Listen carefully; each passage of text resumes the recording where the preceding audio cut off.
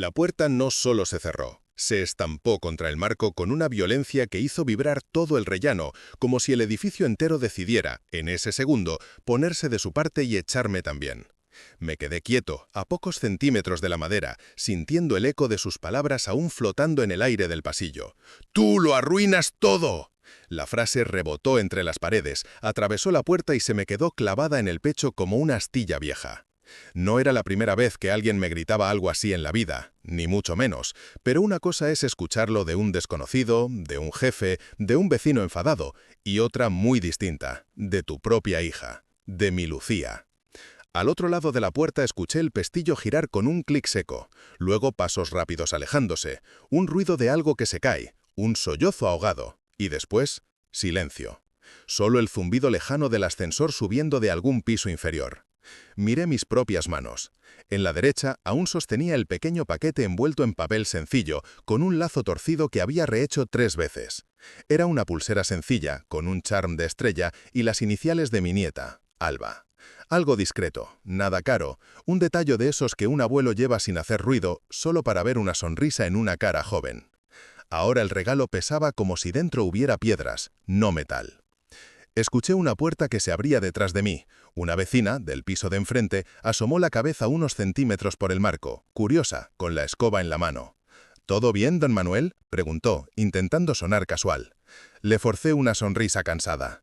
Sí, no se preocupe, Carmen, cosas de familia. Ella asintió despacio, con esa mezcla de curiosidad y respeto que se tiene en las comunidades viejas. Quiere saber, pero no demasiado. Me dedicó una mirada de lástima que no pedí, y cerró la puerta con suavidad. Me quedé un segundo más mirando la puerta de mi hija. Un número 3B, algo descolorido, una alfombrilla con la palabra bienvenidos, que en ese momento me habría hecho gracia si no fuera tan irónico. Bienvenido no estaba, eso estaba claro.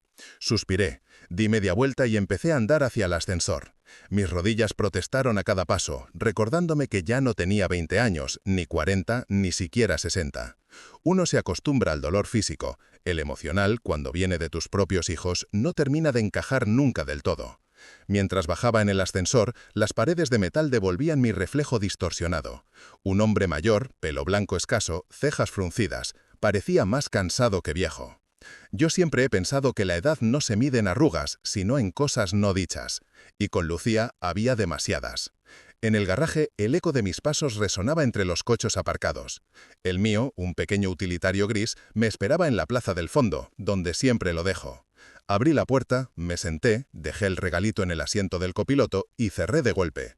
Por un momento solo me quedé ahí, con las manos en el volante y la frente apoyada sobre los nudillos. ¿De verdad lo arruino todo, Lucía?, pensé. ¿De verdad crees eso? Giré la llave.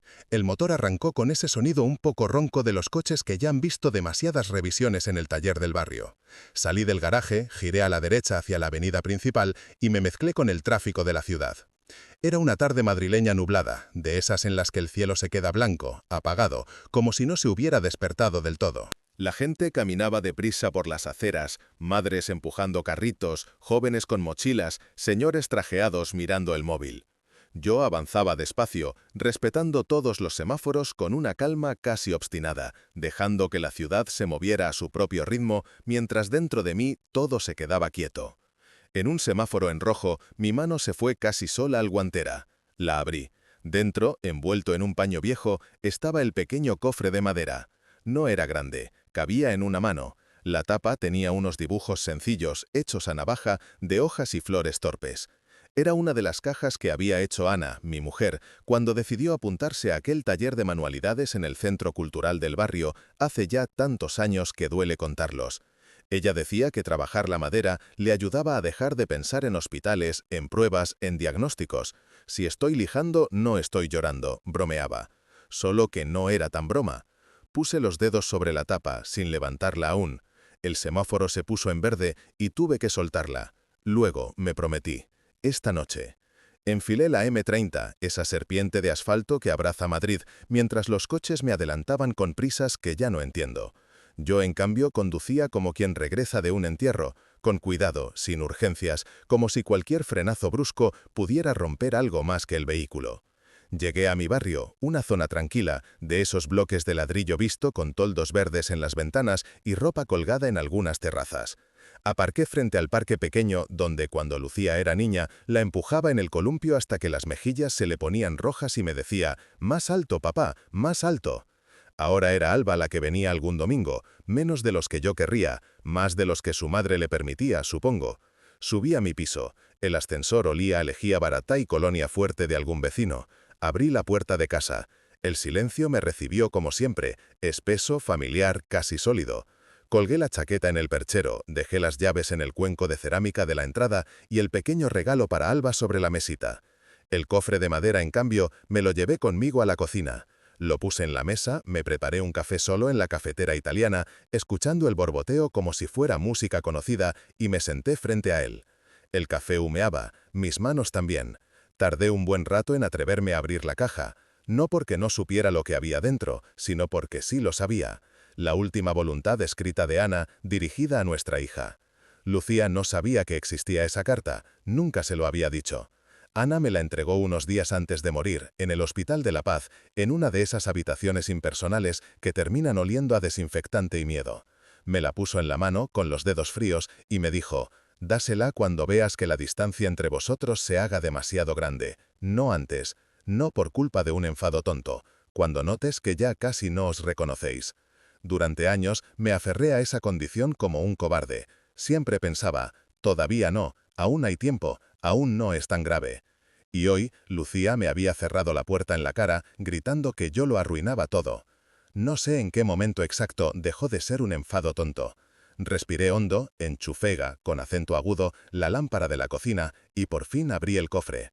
Dentro estaba el sobre, amarillento por los años, pero intacto. En el frente, la letra redondeada de Ana. Para Lucía.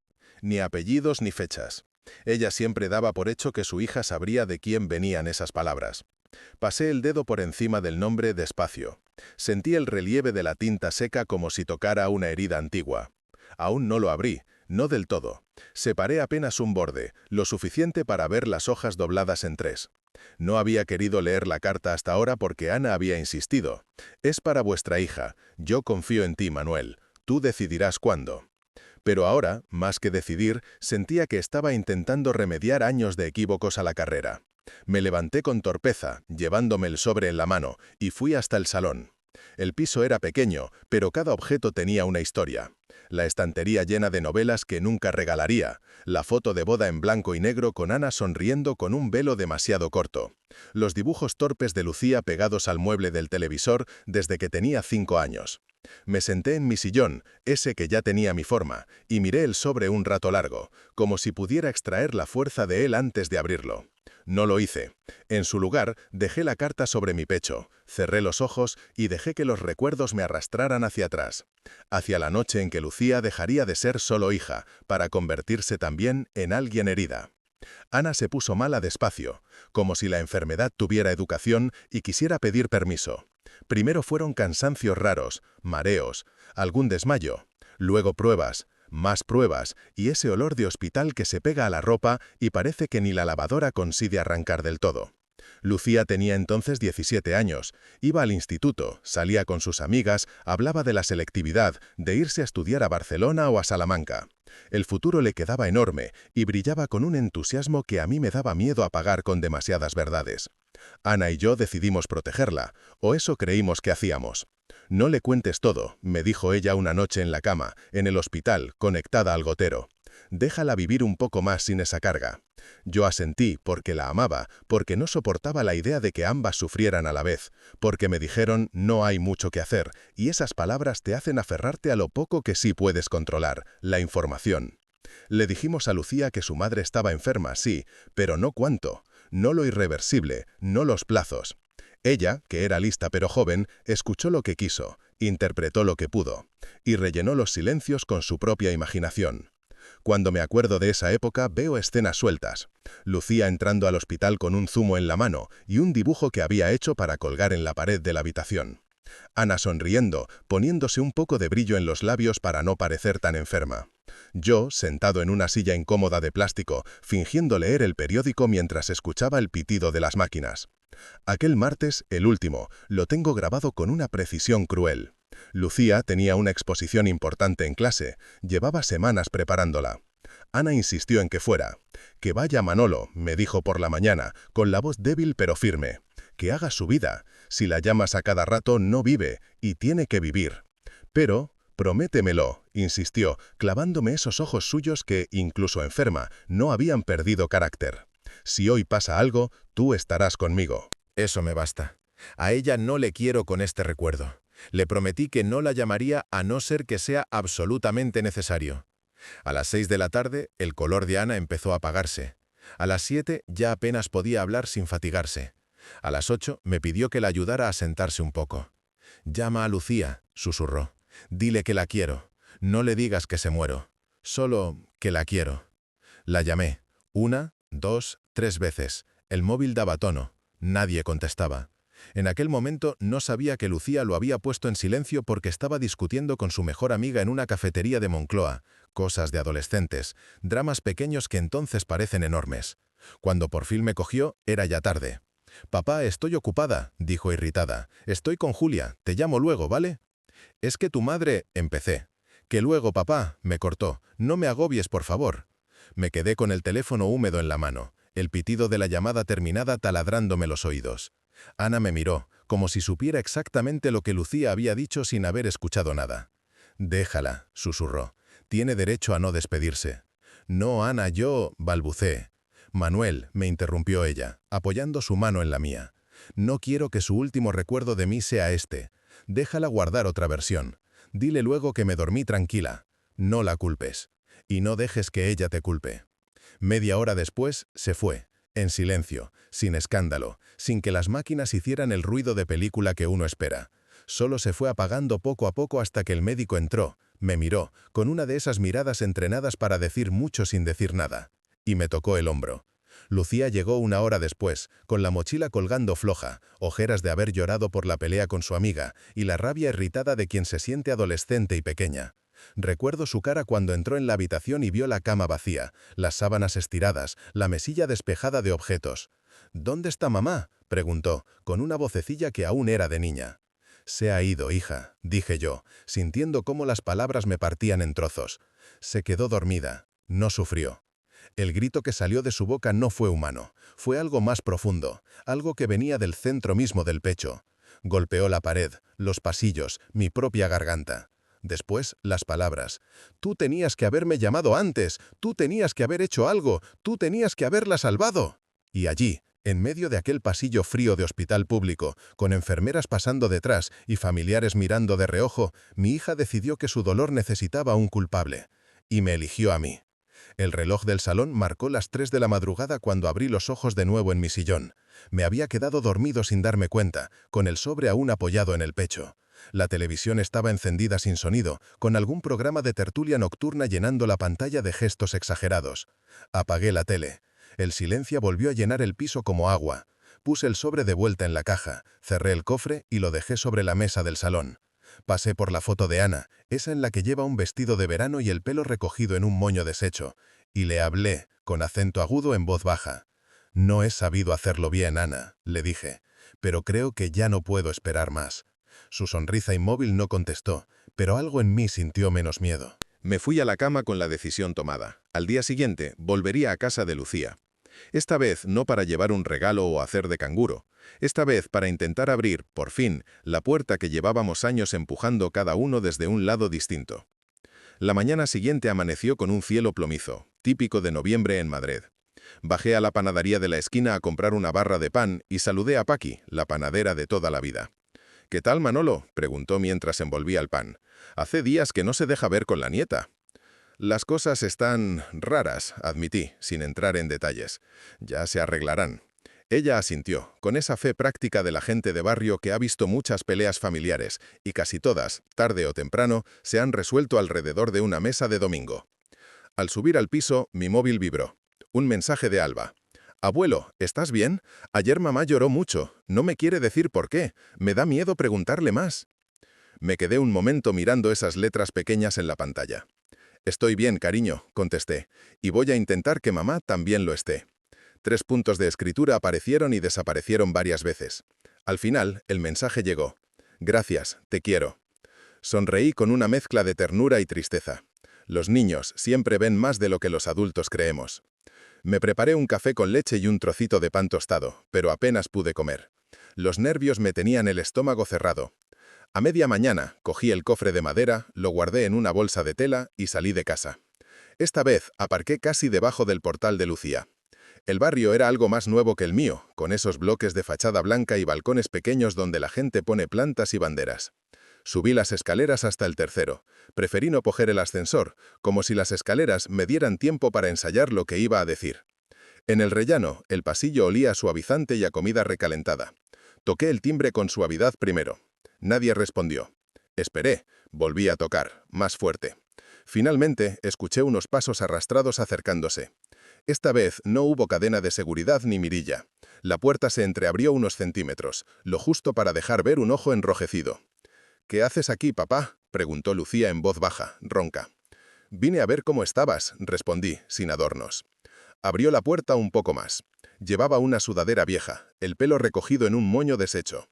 Tenía la cara hinchada de llorar y la mirada de alguien que no ha dormido bien en semanas. No me invitó a pasar, tampoco me echó directamente, simplemente se quedó ahí, en el umbral, agarrada al marco como si necesitara apoyarse para no derrumbarse. «No estoy para visitas», murmuró. «Lo sé», dije, «precisamente por eso he venido». Frunció el ceño, cansada. «Ayer», empezó, pero se tragó la frase. «Ayer me gritaste que lo arruino todo», acabé yo por ella, con suavidad. «Y luego me cerraste la puerta en las narices. No hace falta que hagamos como que no pasó». Lucía apretó los labios. Parecía avergonzada, pero sobre todo abatida. «No debí decir eso», susurró. «Pero estoy desbordada, papá. Me siento sola en todo. En la casa, en el trabajo, con Alba, contigo». La palabra «contigo» me dolió más que el resto, como un pellizco directo a la memoria. «No estás sola», dije. «Lo has estado porque has querido estarlo». Que no es lo mismo. Alzó la vista, indignada un segundo, pero la indignación le duró poco. La apagó un suspiro. «No tengo fuerzas para discutir», admitió. «De verdad que no». «Yo tampoco», respondí. «Vengo a hablar de otra cosa». Miró la bolsa que llevaba en la mano. «¿Qué traes ahí?» Tragué saliva. «Algo que tu madre dejó para ti». Sus ojos se agrandaron, como si hubiera dicho que traía un fantasma. «¿De mamá?», repitió, casi sin voz. No quiero hablar de ella, papá, no puedo». «Llevas 12 años sin hablar de ella», dije, sin dureza, pero sin suavizar la verdad, «y estás destrozándote por dentro». Lucía negó con la cabeza, dando un paso hacia atrás. «No es verdad». «¿No?», pregunté. «¿Y por qué Alba me escribe preocupada porque te oyes llorar por las noches? ¿Por qué te quedas encerrada en el cuarto cuando alguien nombra a tu madre? ¿Por qué cada vez que ves una foto suya cambias de tema?» La rabia le cruzó los ojos, rápido, como un relámpago. Pero detrás del relámpago estaba el miedo. «No eres tú quien tiene derecho a…», empezó a protestar. «Soy tu padre», la interrumpí por primera vez con un poco de firmeza en la voz. «Y vi cómo se iba tu madre, y vi cómo te perdí a ti al mismo tiempo. Tengo todo el derecho del mundo a preocuparme». Se hizo un silencio espeso entre nosotros.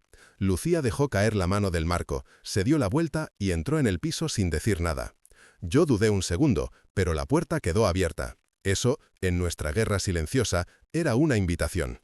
Entré. La casa olía a café recalentado y a ropa húmeda. Había una pila de platos en el fregadero, juguetes de Alba en el suelo del salón, papeles encima de la mesa del comedor, facturas, dibujos, propaganda del súper. No era una casa sucia, pero sí una casa desbordada. Lucía se dejó caer en el sofá, con una mano en la frente. «No soy una buena madre», murmuró, «ni una buena hija. A veces siento que todo se me cae de las manos». Me senté en una silla frente a ella, acercando despacio la bolsa de tela hasta dejarla en la mesa baja. «Pues estás haciendo lo mismo que hizo tu madre conmigo», dije con calma. «Guardártelo todo dentro y no dejar que nadie te ayude». Lucía alzó la mirada, herida. «Ella no se guardó nada, ella era perfecta». «Era humana», respondí, «y tuvo miedo, como tú». Entre nosotros la bolsa parecía crecer de tamaño, hasta que Lucía señaló con la barbilla hacia ella. «¿Qué es eso exactamente?» Respiré muy hondo. «Un cofre de madera. Lo hizo tu madre, y dentro hay una carta que te escribió, cuando ya sabía que se iba». Lucía se enderezó en el sofá, sus ojos se llenaron de una mezcla brutal de deseo y terror. «Una carta», susurró. «¿Cuánto tiempo llevas con eso?» «Desde antes de que muriera», contesté. «¿Y por qué no me la diste?» La pregunta le salió subida de tono, al borde del grito. «¿Por qué te la has guardado todos estos años?» Podía sentir cómo se le encendía la indignación, cómo se mezclaba con la tristeza. «Porque me pidió que lo hiciera», respondí. Me dijo: «Dásela cuando veas que la distancia entre vosotros se haga demasiado grande, no cuando esté reciente, no cuando sea por una rabieta, cuando de verdad os hayáis perdido el uno al otro». Se quedó mirándome, jadeando un poco, sin hablar. «¿Y crees que ahora es ese momento?», susurró por fin. «Creo que hace tiempo que lo es», dije, «y que he tardado demasiado en aceptarlo». Lucía se mordió el labio inferior hasta dejarlo blanco. Miró la bolsa, luego a mí, luego la bolsa otra vez. «No sé si quiero leerla», confesó. «¿Y si me duele más? ¿Y si me culpa? ¿Y si dice cosas que no puedo soportar?» «O quizá dice lo que llevas años necesitando escuchar», contesté. «No lo sabrás hasta que la abras». Sus ojos se llenaron de lágrimas rápidas. «Tengo miedo, papá», admitió, con una sinceridad que no le había escuchado desde que era casi una niña. «Tengo miedo de lo que pueda haber ahí dentro, de que me confirme que he sido una mala hija, de que mamá estuviera decepcionada». Gravemente negué con la cabeza. «Tu madre no se fue decepcionada de ti, eso te lo puedo jurar». «¿Y de ti?», preguntó, clavándome los ojos, buscando una grieta. «¿Estaba decepcionada de ti?» Sonreí triste. «No, estaba preocupada por mí, porque sabía que yo me culparía por todo». Y tenía razón. Nos miramos un largo rato sin hablar, con la historia de nuestra familia flotando entre nosotros como polvo en un rayo de luz. Al final, Lucía se pasó las manos por la cara y se levantó de golpe. «No puedo ahora», dijo, moviendo la cabeza con fuerza. «No puedo abrir nada, no puedo leer nada. Bastante tengo con no hundirme». Dio unos pasos hacia la ventana, la abrió un poco y dejó entrar el aire frío de la calle. Su espalda temblaba, aunque intentaba controlarlo. «Solo quería que supieras que esa carta existe», dije, levantándome despacio. «Que tu madre pensó en ti hasta el último momento. Que dejó esto para cuando estuvieras preparada. Nada más».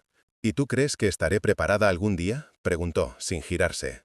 «Sí», respondí sin dudar, «y creo que estás más cerca de lo que piensas».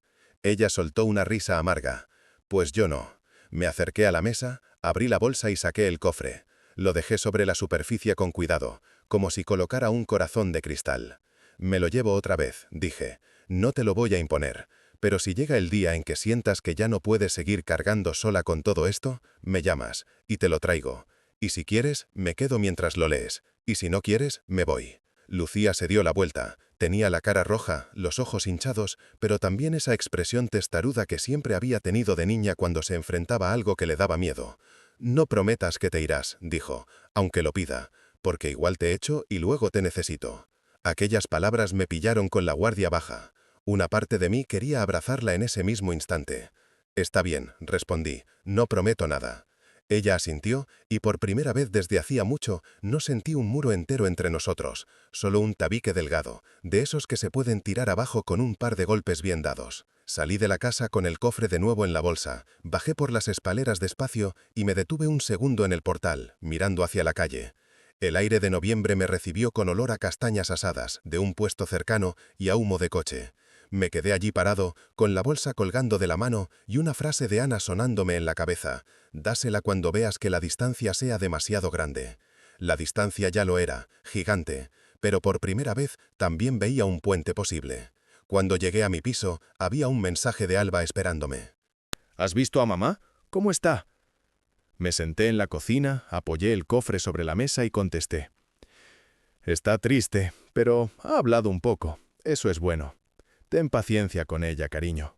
Yo siempre tengo paciencia, respondió ella al minuto. La que no tiene paciencia es mamá consigo misma.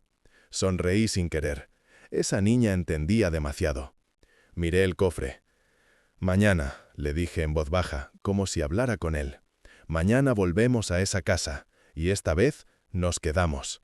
Porque a veces, para arreglar algo que parece definitivamente roto, hace falta hacer justo lo que más miedo da. Abrir la caja que lleva años cerrada, leer las palabras que se han evitado y aceptar que la verdad no siempre viene a destruirnos. A veces viene a rescatarnos del modo en que nos hemos aprendido a destruir solos. Al día siguiente, la mañana amaneció con una claridad engañosa, de esas en las que el sol sale, pero el frío sigue allí, pegado al asfalto y a las paredes como una segunda piel. Me levanté más temprano de lo habitual, con esa inquietud en el estómago que recuerda a la de los exámenes de la escuela, solo que ahora lo que estaba en juego no era una nota, sino mi hija. Me preparé un café y lo dejé olvidado en la encimera, enfriándose sin que le diera ni un sorbo. Iba y venía por el pasillo, del salón a la cocina, de la cocina al dormitorio, mirando el reloj cada 2 por 3, aunque no tuviera ninguna cita marcada. La cita era conmigo mismo. El timbre sonó a media mañana, un timbrazo nervioso, breve. Supe quién era antes de abrir. Alba. Si hay algo que se reconoce incluso estando medio dormido, es la forma en que tus nietos llaman a tu puerta, siempre con una mezcla extraña de timidez y urgencia. Fui a la entrada y abrí. Allí estaba, con la mochila colgando de un hombro, el pelo recogido en una coleta alta mal hecha y las zapatillas de deporte desabrochadas, como siempre. Tenía los ojos abiertos de par en par y una sombra en la mirada que no le correspondía a una niña de 11 años. «Hola, abuelo», dijo, casi en susurro. «Pasa, hija», respondí, apartándome para dejarla entrar. Cerré la puerta tras ella y el ruido del portal quedó fuera, dejándonos solos con ese silencio que, por una vez, no me pareció enemigo. Alba dejó la mochila al lado del perchero y se encaminó directamente hacia la cocina, como si ya conociera de memoria la ruta de los que buscan refugio. La seguí. Se sentó a la mesa, colocó los codos encima y apoyó la barbilla en las manos, mirándome con una seriedad impropia de su edad. «Mamá se ha ido a trabajar muy pronto», dijo sin rodeos. «No ha desayunado conmigo, solo me ha dejado un post-it en la nevera». Se metió la mano en el bolsillo del pantalón y sacó un papelito. Me lo tendió. Lo desplegué. «Cariño, hoy tengo la cabeza hecha un lío. Perdona si estoy rara. Te quiero, mamá». «Anoche la oí llorar», añadió Alba. Pensaba que estaba dormida, pero fui al baño y la escuché desde el salón. Decía cosas como «siempre lo arruino todo» y «mamá estaría decepcionada». No sé si hablaba de ti o de bisabuela. Se corrigió sola y soltó una pequeña risa nerviosa. «Perdón, de abuela Ana, tú ya me entiendes». Sentí algo parecido a un puño cerrándose en el pecho. «Lo entiendo, sí», dije. «¿Y tú qué hiciste?» «Me quedé en mi cama», reconoció, bajando la mirada. Quería ir a abrazarla, pero... Alzó los ojos de nuevo, vidriosos. A veces, cuando está así, si le digo algo, se enfada. No conmigo, creo, pero me da miedo molestarla más. La forma en que dijo «molestarla» me dolió. «No deberías tener miedo de consolar a tu madre», murmuré.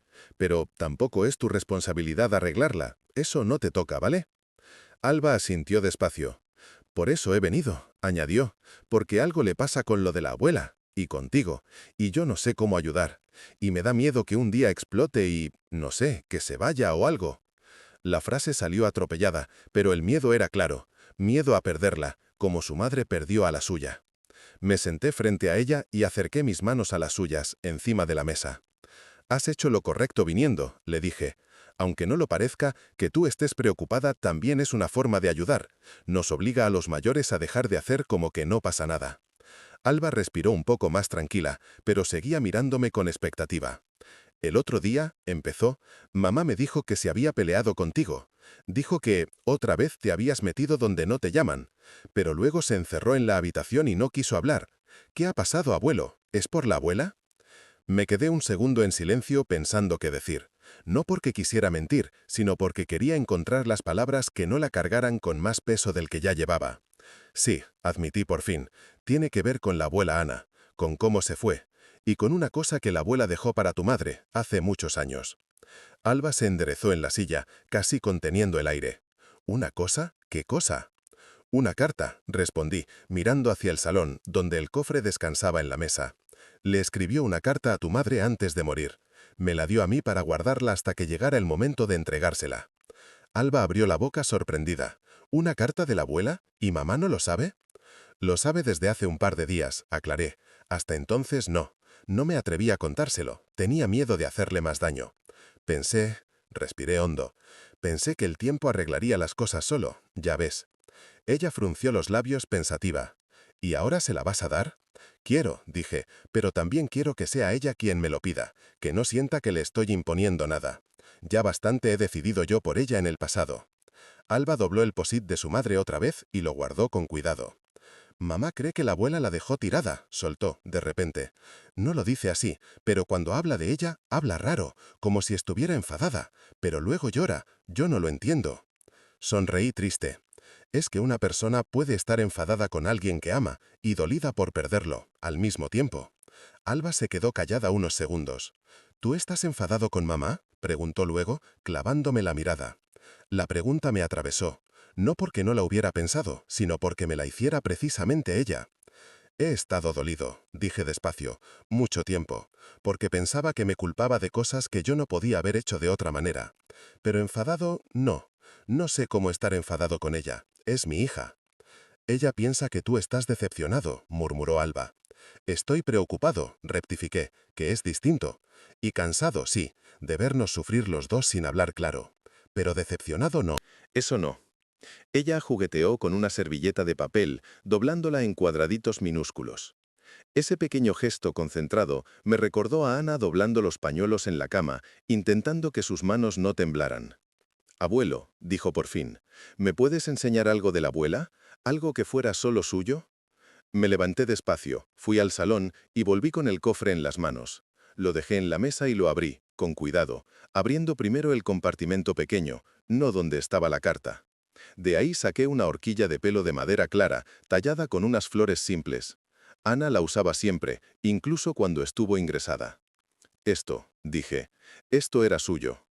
Alba alargó la mano, dudando, como si tuviera miedo de romperla con solo tocarla. «¿Puedo?», preguntó. «Es para ti», le dije, «si la quieres». La cogió con una delicadeza que me emocionó. Pasó el pulgar por el dibujo tallado.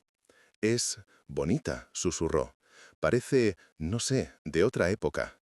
«Era muy de tu abuela», respondí. «Sencilla pero cabezona. Aguantaba todo».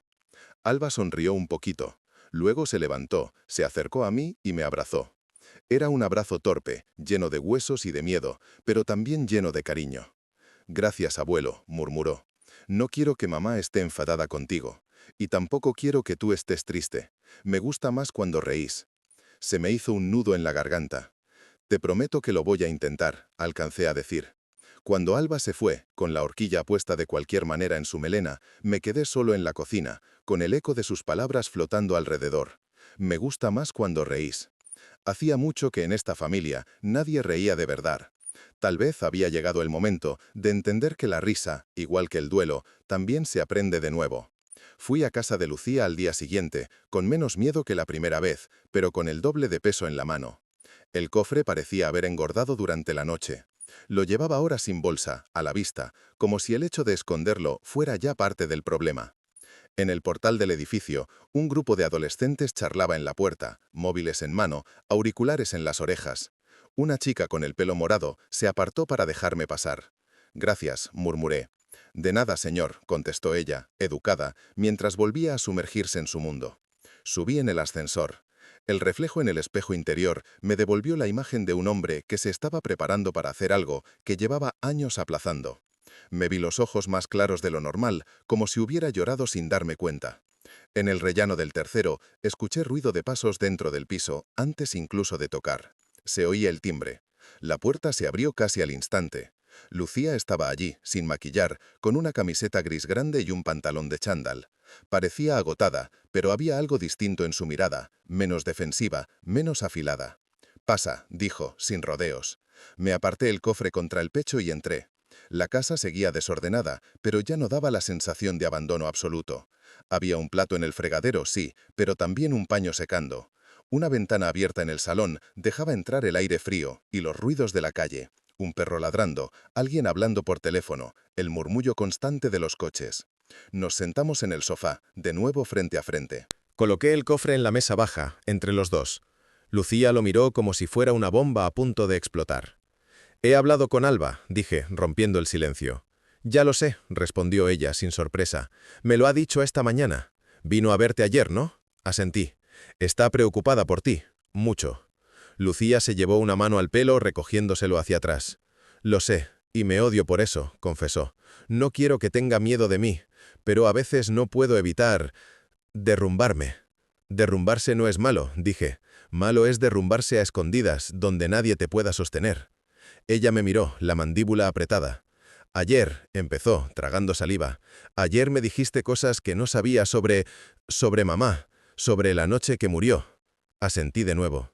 Solo te conté una parte, admití. Hay cosas que nunca dije, porque pensé que te harían más daño que el silencio. Pues el silencio me ha estado matando durante 12 años, dijo, sin elevar la voz, pero con una intensidad que me atravesó. Ayer me fui a la cama y me quedé mirando al techo, preguntándome cuántas cosas más me ocultaste, para protegerme. Se hizo un silencio incómodo, ella lo rompió. No te culpo por querer que sufriera menos, continuó, pero... Se le quebró la voz. Tú al menos sabías toda la historia, yo solo tenía trozos. Y con esos trozos hice un monstruo que te ponía a ti como villano.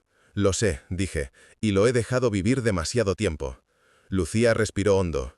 Quiero que me cuentes todo lo que recuerdes de aquel día, sin filtros, para protegerte, como si yo fuera otra persona, como si fuera, no sé, una adulta. La miré despacio. Había algo de la niña que fue en esa petición, la necesidad de que, al fin, alguien la tratara como capaz de sostener la verdad. Eres una adulta, dije, y te lo mereces. Tomé aire, y empecé. Le conté cómo Ana se levantó aquella mañana ya con un cansancio que no era solo físico, cómo insistió en que tú fueras a clase, en que hicieras tu exposición, en que vivieras un día normal mientras ella se dejaba pinchar la vena para una analítica más. Le conté cómo a media tarde los médicos vinieron a hablar conmigo aparte y usaron esas palabras que se quedan pegadas para siempre. No tiene sentido seguir prolongando, lo mejor es que esté tranquila. Le conté cómo yo insistí en llamarte, cómo lo hice, una vez, 2, 3, cómo escuché tu voz irritada al otro lado, cómo Ana, desde la cama, me hizo un gesto con la mano como diciendo, déjala por favor, cómo me pidió que no te obligara a venir a despedirte. Y le conté cómo fueron las últimas palabras de su madre, que te quería, que no la culparas, que no me culparas a mí, que había tenido la vida que quería, que no quería que tú cargases con su final. Lucía escuchó todo sin interrumpirme apenas, solo alguna vez murmuró un «yo no sabía eso» o un «nunca me lo dijiste», pero sin reproche claro, más bien como quien repasa un puzzle que ha montado siempre de una forma y de repente descubre que algunas piezas estaban giradas. Cuando terminó, se quedó en silencio, con las manos entrelazadas. Entonces, dijo despacio, «Cuando tú me dijiste que mamá se quedó dormida, ¿era verdad?» Era la parte de la verdad que pensé que podía soportar, admití. Lo otro, lo de que los médicos habían decidido, lo de que ya no quedaba nada que hacer, no supe cómo decírtelo sin que sintieras que te fallé. O que te dejé fuera. Ella se mordió el labio. Y luego encontré aquella nota en el cajón de mamá, añadió. ¿Te acuerdas? Esa que decía algo como, tu padre te oculta cosas para no hacerte daño. Asentí con un gesto pesado. No era una acusación, dije. Era casi una broma privada entre ella y yo. Yo no le quería contar algunos efectos secundarios de los tratamientos, y ella me dijo eso medio riéndose. Lo apuntó porque decía que cuando mejorara te lo enseñaría y se reiría contigo también. Mira cómo tu padre es un gallina. Lucía se echó hacia atrás, apoyando la cabeza en el respaldo del sofá. Se llevó las manos a la cara y resopló. Yo lo entendí como «tu padre te miente», susurró, como «tu padre te oculta la gravedad de todo esto». Y cuando mamá murió y tú no me habías llamado a tiempo, no terminó la frase. No hacía falta. El cerebro hace lo que puede con lo que tiene, dije, y tú tenías una carta medio entendida, una llamada tardía y un dolor demasiado grande. Soltó una risa ahogada. Y una edad de mierda, añadió. Tenía 17 años, me creía adulta, pero no sabía ni atarme bien los cordones psicológicos. Sonreí levemente. Esa forma de reír entre lágrimas se parecía muchísimo a la de Ana. Lucía se inclinó hacia adelante. Su mirada se posó entonces, con una mezcla de temor y decisión, en el cofre. ¿Y ahí está todo lo que ella piensa de mí?, preguntó. ¿De ti? ¿De lo que pasó? Ahí está lo que te quería decir a ti, respondí. Lo demás me lo dijo a mí. La habitación se encogió. El mundo parecía haberse reducido a esa mesa, a ese cofre, a esa carta. Lucía se humedeció los labios. Extendió la mano hacia la tapa. No temblaba, o no tanto. ¿Puedo?, susurró. Es tuyo, dije. Abrió el cofre despacio. El sobre estaba allí, con su nombre en la portada, en esa caligrafía redondeada que ella no veía desde que firmaron el último parte de alta hospitalaria. Lo cogió con cuidado, como si pesara más de lo que su tamaño indicaba. Acercó el sobre a la cara, como si quisiera olerlo. Se quedó así unos segundos. «Huele a papel viejo», murmuró. «Y a, no sé, a casa de antes». «O a lo que imaginamos cuando echamos algo de menos», respondí. Lucía rió entre lágrimas. «Te estás poniendo muy filósofo, papá». «La vejez, que me vuelve profundo», intenté bromear. Se quedó mirando el sobre un buen rato. «No sé si quiero que lo leas conmigo», confesó. «Una parte de mí quiere que estés aquí, otra quiere que no veas mi cara cuando lea lo que haya dentro. Puedo irme a la cocina», ofrecí, «o a dar una vuelta al parque, y luego vuelvo, lo que tú necesites». Pensó unos segundos más. «Quédate», dijo al fin, «pero no me mires. Deja que...» buscó las palabras. «Deja que estés sola con ella aunque tú estés en la habitación». Asentí. «No miraré», prometí. Giré ligeramente mi cuerpo en el sofá, de forma que quedara de lado, con la vista puesta en la estantería, y no en su cara. Tenía delante una hilera de libros de tapa blanda del kiosco, unas fotos de Alba, un portavelas con cera seca. Me concentré en esos detalles, mientras oía, muy cerca, el sonido del sobre abriéndose. El ruido del papel fue más fuerte de lo esperaba. Luego silencio. Luego el crujir leve de las hojas al desplegarse. Y luego la voz de Ana. No en el aire, claro, pero sí en esa forma en que las palabras escritas hacen hablar a los muertos. Pasó un minuto, luego otro más. El primer sollozo de Lucía me llegó desde el costado, suave, contenido. «Mi querida Lucía», leyó en voz alta, de pronto, como si no hubiera podido evitar compartir ese inicio conmigo. Me mordí el interior de la mejilla para no girar la cabeza. El silencio volvió, solo roto por alguna respiración temblorosa, por el papel vibrando en sus manos. En un momento dado, escuché cómo sus lágrimas caían sobre la hoja. No necesitaba mirar para saberlo. La lluvia humana se distingue de la lluvia de fuera. De pronto, una frase escapó de sus labios, ahogada. «No me culpa», susurró. «Dice que nunca me culpó, que...» La voz se le rompió. «Dice que si alguna vez me enfadé con ella, que tenía derecho, que era injusto que me tocara perderla tan pronto». Quise hablar, pero me contuve. Ese momento era suyo, de ellas dos. Lucía siguió leyendo. A ratos movía los labios sin emitir sonido. A ratos se le escapaba una palabra en voz alta. «No dejes que el enfado con la vida se convierta en enfado con tu padre», leyó. Él me sostuvo cuando yo ya no podía sostenerme. Se le escapó un sollozo más fuerte. Instintivamente, alargué la mano, pero la retiré a mitad de camino. Aún no. Pasó a la segunda página. Respiraciones entrecortadas. Alguna risa mínima en mitad del llanto, cuando debía de leer alguna anécdota. Yo, mientras tanto, memorizaba un lomo de libro que tenía delante. Una novela de Almudena Grandes. Una guía de rutas de senderismo por Castilla y León. Un libro de recetas que seguramente nunca usaba. Todo mientras mi hija se rehacía y se deshacía a medio metro de mí. Cuando llegó al final, el silencio cambió de color. Ya no era el silencio denso de antes de abrir la carta. Era otro. Más profundo, sí, pero también menos hostil. Como si en la habitación, de repente, hubiera un sitio nuevo donde sentarse. No supe cuánto tiempo pasó así. De repente, sentí un peso apoyarse contra mi brazo. Miré, porque ya no pude evitarlo. Lucía se había inclinado hacia mí. Aún sujetaba la carta en una mano, pero con la otra se aferraba a mi manga. Tenía la cara hecha un desastre, ojos hinchados, nariz roja, la boca temblando. «Papá», susurró, estoy tan cansada de estar enfadada». Fue lo más honesto que la había oído decir en años. «Lo sé», respondí, «y tienes derecho a estarlo, pero puedes dejar de estarlo cuando quieras». Ella negó con la cabeza, llorando. «No sabía», balbuceó, «no sabía que mamá te pidió que me protegieras de todo. Pensaba que tú decidiste por tu cuenta, que me trataste como a una niña cuando yo ya era mayor».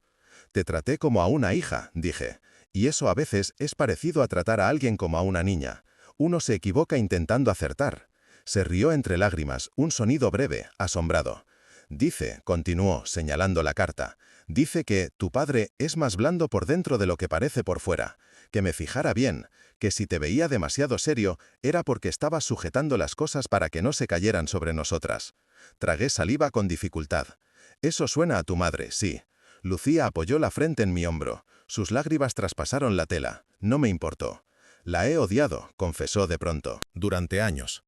No siempre, pero a ratos la he odiado por morirse. Y luego me sentía la peor hija del mundo por pensar eso.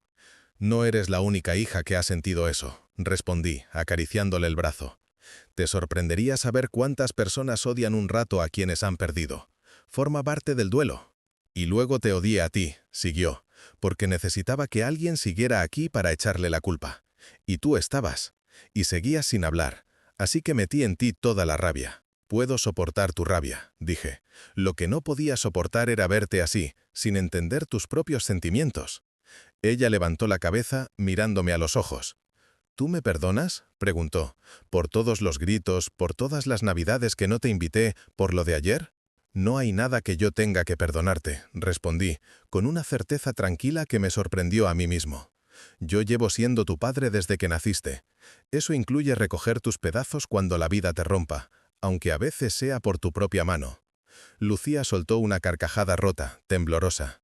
Esa frase es de madre, dijo, de madre buena. Pues te la presto como padre, contesté. Se quedó mirándome un momento. Y de repente me abrazó del todo. No un abrazo de compromiso, no un gesto rápido, un abrazo entero, con el cuerpo, con la cabeza, con la respiración. Se pegó a mi pecho como cuando tenía 5 años y se asustaba de las tormentas. Te necesito, murmuró contra mi camisa. Y me da vergüenza admitirlo después de todo lo que te he dicho. Le rodeé la espalda con los 2 brazos. Más vergüenza me da a mí admitir que he esperado 12 años para decirte esto. Respondí, también te necesito.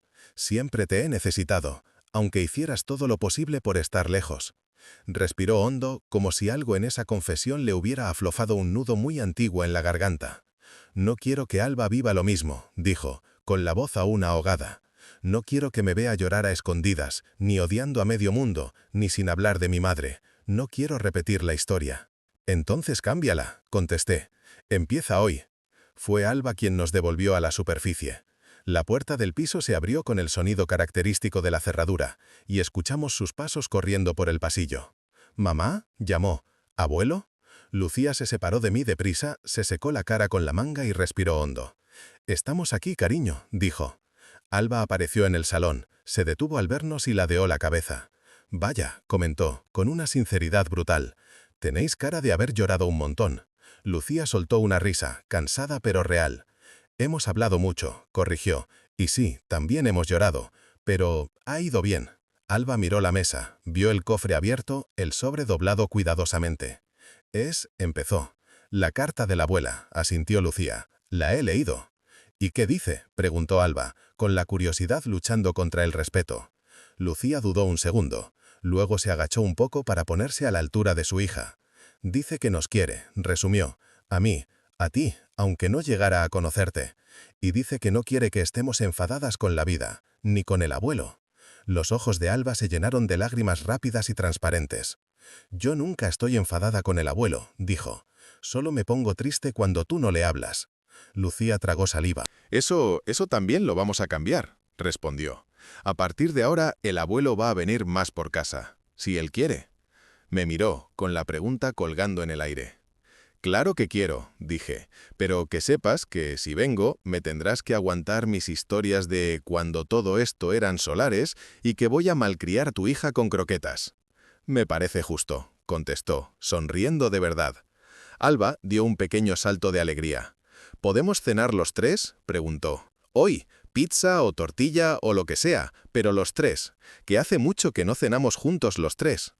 Lucía me miró, como pidiendo permiso para permitirse a sí misma lo que su hija pedía. «Hoy tengo turno de tarde», dijo, «pero si no te importa cenar más tarde, sobre las 10, sí, prepararé algo, tortilla y una ensalada. Y tú», le dijo Alba, señalándola con el dedo, «pones la mesa. Y tú», se volvió hacia mí, «traes el pan, del bueno». Noté que se me aflojaba algo en el pecho que llevaba demasiado tenso. «Hecho», respondí, «el pan del horno de Paqui, que es sagrado». Alba aplaudió despacio, como si temiera que algún gesto exagerado rompiera la magia. «Vale», dijo, «entonces hoy será un buen día». La escuché decirlo y me di cuenta de que, sin grandes gestos, sin fuegos artificiales, sin discursos grandiosos, algo radical había cambiado. No se había ido la pena por Ana. Esa pena era ya una parte estructural de nuestra familia. Pero sí se había ido una capa gruesa de culpa, de reproche, de silencio. Y en su lugar había entrado una posibilidad. Aquella noche, cuando regresé al piso de Lucía con la bolsa del pan colgando del brazo, el olor que salió de la cocina al abrir la puerta me golpeó en la cara con la fuerza de un recuerdo feliz. Tortilla de patata, de las de verdad, con cebolla, jugosa por dentro. Ana hacía una tortilla parecida. «Pasa a papá», dijo Lucía desde la cocina. «Cierra, que entra frío». Entré. El salón estaba recogido. La mesa del comedor puesta con un mantel de cuadros azules que yo mismo le había regalado cuando se independizó. 3 platos, 3 vasos, cubiertos emparejados. Había hasta una vela pequeña encendida en el centro. No una vela solemne, sino una vela de vainilla, de esas del supermercado. Alba salió corriendo a recibirme. «Mira, abuelo», dijo orgullosa, «he puesto la mesa sin que nadie me lo diga». «Pues está mejor puesta que en muchos bares», respondí. «Te van a fichar en algún restaurante». Ella se rió y me quitó la bolsa del pan de la mano. «Voy a cortarlo», anunció. «Mamá me ha dejado usar el cuchillo de mayores, pero solo si tú estás mirando». «Pues miraré, claro», dije. «No quiero que me falten dedos la próxima vez que vengas a ver al abuelo». Nos movimos los 3 por la cocina y el salón como si llevábamos mucho tiempo ensayando esa coreografía doméstica. Uno que freía pimientos, otra que ponía pan, otro que llenaba vasos de agua. No había prisas, no había silencios tensos, solo esa calma extraña de las cosas que empiezan a ir en la dirección correcta. Durante la cena hablamos de cosas pequeñas, del profe de matemáticas de Alba, que según ella odia a los niños felices, de la cefa de Lucía, que últimamente le estaba cargando con más trabajo del que le correspondía, de los vecinos del tercero A, que se habían comprado un perro que ladraba más de lo razonable. A veces, la conversación rozaba a Ana. ¿Te acuerdas cuando mamá hacía croquetas los domingos? O «la abuela habría dicho que esa jefa tuya necesita una siesta eterna». Cada vez que su nombre salía, no caía como una bomba, sino como un eco dulce. Había dolor, sí, pero también una risa resignada, una complicidad nueva. En un momento dado, Alba dejó el tenedor y miró primero a su madre, luego a mí. «¿Puedo preguntar algo raro?», dijo. «Tú pregunta», respondí. «Lo raro lo decidimos después». «Si la abuela pudiera vernos ahora», continuó, «¿creéis que estaría contenta?». Lucía y yo nos miramos un segundo. No hubo duda. «Mucho», contestamos a la vez. Nos reímos los 3. Fue una risa breve, pero sincera. Más tarde, ya en la sobremesa, con la tortilla prácticamente demolida y los platos llenos de restos de pan, Lucía se levantó de la mesa, fue al salón y volvió con el cofre en las manos. «He pensado una cosa», dijo. «Esto no lo quiero guardado en un cajón».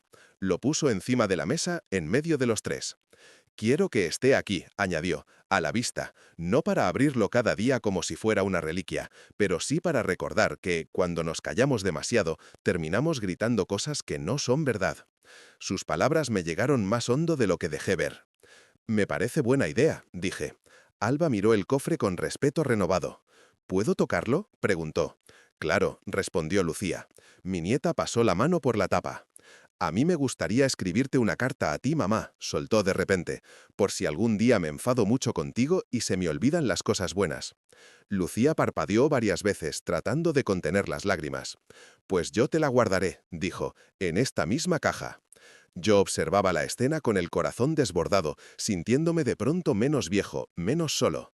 No porque el tiempo hubiera retrocedido, sino porque por fin lo estábamos usando para algo más que acumular silencios. Aquella noche, al regresar a mi propio piso, el silencio ya no me pareció un enemigo. Me senté en mi sillón de siempre, miré alrededor y, por primera vez en mucho tiempo, no vi un museo de ausencias, sino un álbum de cosas que aún seguían vivas, fotografías que tenían continuidad en Lucía y en Alba, libros que algún día quizás leería mi nieta, recuerdos que ya no pesaban tanto porque se habían dicho en voz alta. Fui a la estantería, cogí una de las fotos de Ana con Lucía en la playa de Benidorm, cuando ella tenía 4 años y llevaba un flopador más grande que su cuerpo. Ana la sujetaba por debajo de los brazos riéndose. Las dos miraban a la cámara con una alegría sin sombra. «Lo he hecho lo mejor que he sabido», le dije a la foto, con un hilo de voz.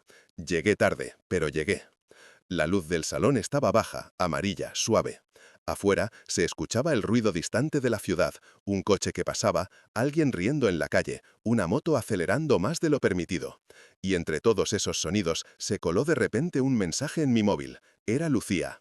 Papá, gracias por hoy. Me duele la cabeza de tanto llorar, pero me siento más ligera. Mañana desayuno en casa a las 9. He prometido tortitas a Alba. Vente, te queremos. Releí el final varias veces. Te queremos. Era la primera vez en muchos años que me lo escribía así, en plural, incluyendo a las dos. Le contesté, allí estaré. Llevo el zumo y la paciencia para aguantar vuestras tortitas quemadas, guiño.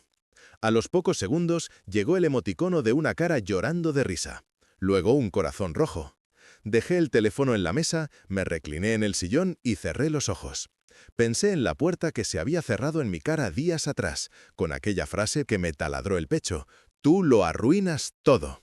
Pensé en cómo esa puerta no solo separaba el pasillo del piso, sino años de malentendidos, de miedo, de duelos mal gestionados. Y pensé en la otra puerta, la que nunca se ve, pero se siente, la que hay en medio de las personas que se quieren y no saben cómo decirlo. Esa puerta, la más importante, esa sí se había vuelto a abrir. No con un gran gesto, no con una escena dramática en un aeropuerto ni con un discurso en un entierro. Se abrió con una carta leída entre lágrimas, con una tortilla de patata mal cuajada, con una nieta que quería que sus mayores volvieran a reír. A veces, el poder no está en herencias millonarias ni en casas que se reparten en un testamento.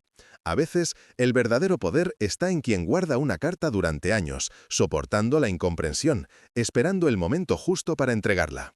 En quien aguanta puertas cerradas, gritos injustos, silencios pesados, sin dejar de estar ahí, al otro lado, dispuesto a llamar una vez más. Yo no era un héroe, ni un santo, ni un mártir. Era solo un abuelo terco, un padre cansado, un hombre mayor sentado en un sillón viejo dentro de un piso modesto de Madrid que había decidido que ya estaba bien de dejar al pasado mandar sobre el presente. Quizá, pensé, eso es lo que nos toca a los que envejecemos, ser los que insisten en que la familia puede curarse, aunque el resto crea que es demasiado tarde. Abrí los ojos, miré el techo y susurré: «Ana, lo hemos conseguido. No perfecto, no a tiempo, pero lo hemos conseguido». Y por un segundo, solo por uno, me pareció sentir el olor a su colonia de siempre, esa de jazmín barato, que tanto le gustaba y que yo odiaba y llamaba a partes iguales. Sonreí. Mañana desayunaría con mi hija y con mi nieta. Mañana, en esa casa que antes me echaba, habría café, tortillas y 3 personas intentando aprender a ser familia de nuevo. Y si en algún momento a Lucía le volvía la tentación de decir que lo arruino todo, tendría la carta de su madre recordándole algo muy distinto. Que a veces los padres callan demasiado, pero también son ellos quienes, al final, aparecen con la verdad en la mano cuando más falta hace.